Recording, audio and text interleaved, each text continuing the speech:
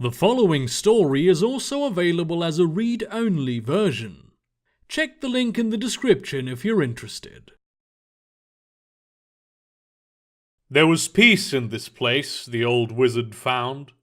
He was standing on his eastern balcony, suspended above the steep cliffs and roiling sea. Gulls laughed as they soared along the tan rocks, and wild sheep wandered lazily across the green plains. In the distance, a parade of dolphins jumped between the turquoise waves. The old wizard took a deep breath of the brisk sea air, smelling the salt in the earth, the memory of fallen rain. He took a drag from his pipe, the seagrass in it foaming like the crest of a wave.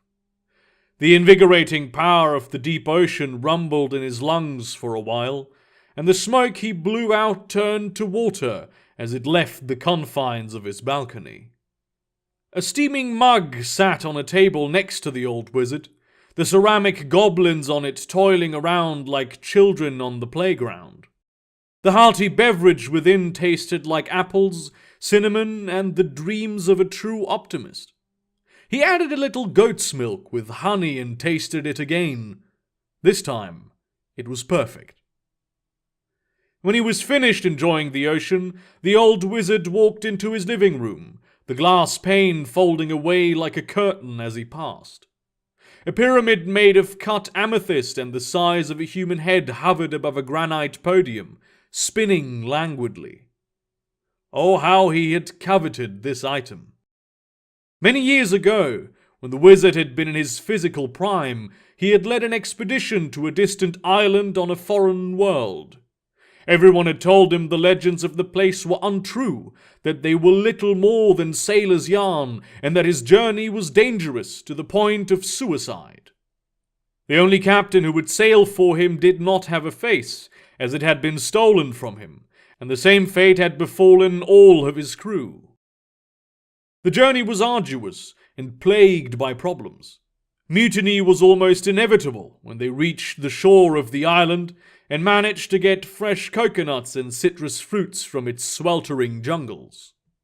When they had encountered the monkeys with scarlet fur, the wizard had been disappointed. But when one of them burst into flames as it attacked a crewman encroaching on its territory, it became clear that there was much truth to the legends. The monkey was killed, and its fire died, but there was not a single scorch on it. They found the pyramid in the mound of a great volcano, spewing red lightning onto anyone who dared stand on the rim.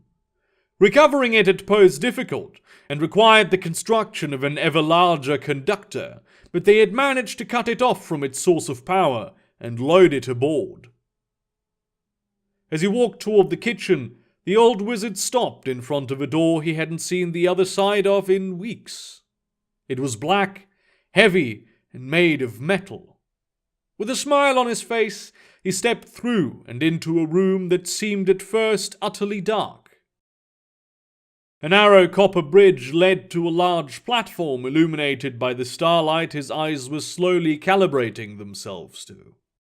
There was nothing beneath the platform, the bridge, or the door. Everything was floating in the void, infinite in all directions. He sat down by the vast telescope array in the middle of the platform, turning levers and dials to move it.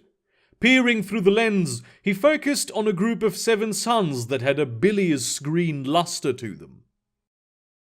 The old wizard had won them in a card game from a man with the face of a lion, a wanderer of many worlds. He'd been a young man back then, with a small purse, a narrow mind, and a big mouth. He and the Lion Man had been the only 2 players left from a table of 7, and the wizard had been winning. He bet everything on his final hand, so taken was he by his youthful greed.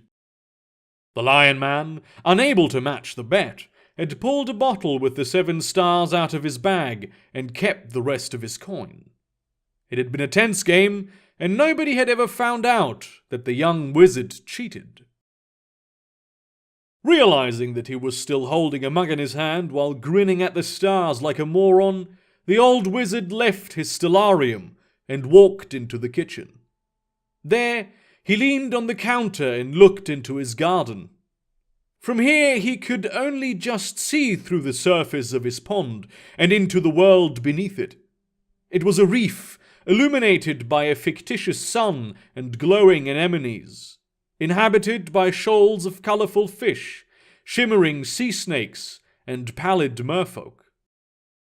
He had constructed it on one of his sojourns to the great cities, when he had lectured at a prestigious university, already an experienced and respected man in his field. There had been a woman that every man coveted, so smart and beautiful had she been. The old wizard, wanting to impress, had created the reef and its inhabitants in his apartment's swimming pool. The woman had not reciprocated his interest, painful as it had been, but when the old wizard moved to this place, he had taken the illusion with him. It was a pain to bottle and install here in his rural garden, but with a few adjustments and a little trickery, he had managed to pull it off. It was good being here. He was in a good place. The old wizard took a deep breath that ended in a sigh and looked out into the distance. Vast plains to the left and cliffs of the sea to the right. Maybe in a century the world would call to him again, but today the old wizard was happy to sit in peace and reminisce. He was, after all, not running out of time. If you liked this story and would like to hear more, please do subscribe to the YouTube channel. A new short story is uploaded every Wednesday, and there will occasionally be another one in between if I find the time. Thank you very much for listening and have a great day.